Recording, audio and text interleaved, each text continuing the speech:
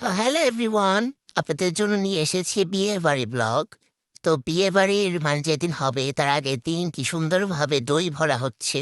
তো দই ভরার জন্য সবার আগে কি দরকার, চুলা দরকার। চুলাটা আগে কেটে নিল, তারপর দুধ জাল দেওয়ার জন্য সবকিছু প্রিপারেশন করলো। এই যে দুধ ছাকা হচ্ছে, দুধ দিয়ে দই বানায়, বুঝছেন? কেউ কি জানেন যে দুধ দিয়ে দই বানায়? জেনে নিন, আমার ভিডিও দেখবেন আর সবকিছু জানবেন।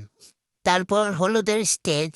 এই হলুদের স্টেজে বর্ব বসে বসে বসে শুধু খায় আর খায়, আর আমরা গিয়ে তাদেরকে খাওয়াই। তো পরের দিন আমি আবার খাই।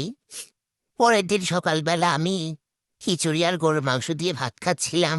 তারপর চলে আসলো ঐতিহাসিক বিয়ে বাড়িতে বৃষ্টি।